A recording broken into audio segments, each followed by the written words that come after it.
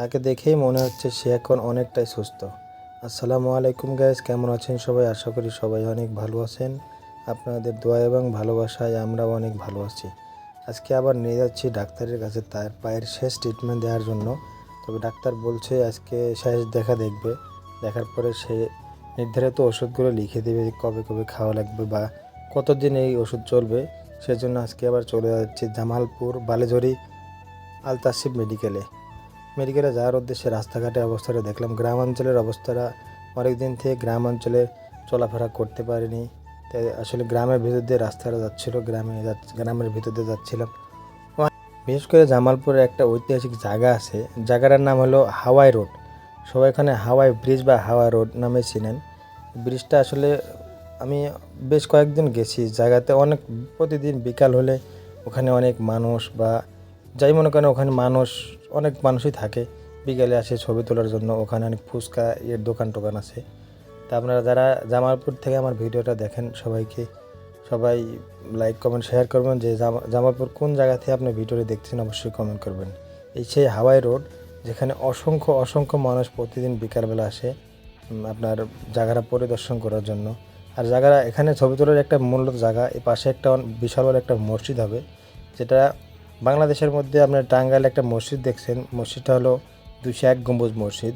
তার থেকে বড় একটা মসজিদ হবে এখানে, আমি যতটুকু শুনছি। দেখেন এখানে অনেক দোকান আছে, অনেক দোকানপাট আছে। মানে বিশেষ করে ফুচকা চটপট এগুলোর দোকান বেশি, কারণ এখানে মানে সবাই আসে ঘুরতে বেড়াতে আসে। কেউ বিয়ের সময় বউ নিয়েও আসে ছবি তোলার জন্য। বিয়ে করে বউ নিয়ে বাসায় যাওয়ার দিয়ে আগে রাস্তায় ছবি তুলে তারপরে বাসায় যায়। এই হলো সেই জায়গা। এখানে আসলে ঘোরাফেরা অনেক জায়গা আছে। এখানে প্রতি বছরে একবার করে মেলা হয়, অনুষ্ঠান হয়। তাই আমরা চলে গেলাম জামালপুর মেডিকেলে। জামালপুর বলতে বালুজুরি মেডিকেলে। সে হাঁটতে পারতেছিল না, আগের থেকে অনেক সময় সুস্থ, সে এখন হাঁটতে পারে। তাকে নিয়ে ধরে তুলতেছি। আসলে প্রতিদিন তাকে কোলে করে নিয়ে তোলা লাগে মেডিকেলের উপরে। আজকে আমি হাত ধরেই ওকে তুললাম তাকে। আমি দুপুর 1টার সময় এসে সিরিয়াল দিয়ে গেছিলাম, কিন্তু সিরিয়াল দেওয়ার পরে আমি এসে দেখি আমার সিরিয়ালটা ওভারটেক হয়ে গেছে। আমার আসতে একটু দেরি হয়েছিল, তাই আমার সিরিয়াল ছিল 5 নম্বরে, আমি সিরিয়ালটা মিস্টেক করে ফেলছি। সিরিয়ালের কাগজটা নিচে পড়ে গেছিলো, তাকে ওর জন্যে আমি গেটের কাছে বসাই থুইছি। গেটের এখানেই যে ডাক্তারের চেম্বার, ডাক্তারের কাছে দেখাবো। এখন অনেক মানুষ আছে মেডিকেলের ভিতরে ভিডিও করার। আমি আসলে মেডিকেলের ভিতরে ভিডিও করে কে কী বলে, আমি ওই জন্য একটু ভিডিওটা লুকাই করতেছিলাম। হ্যাঁ, সে এখন অনেক সুস্থ, অনেকটাই সুস্থ। তার পা আসলে আমি পাটা দেখাচ্ছি না, পা দেখালে সমস্যা হবে।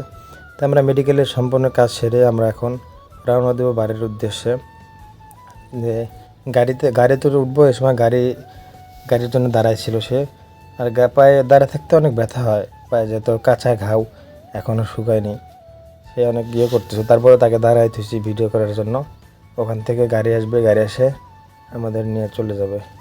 আমরা আবার চলে যাব। এই শেষ ডাক্তারের কাছে আসা, আমরা দ্বিতীয়বার আর ডাক্তারের কাছে আসা লাগবে না।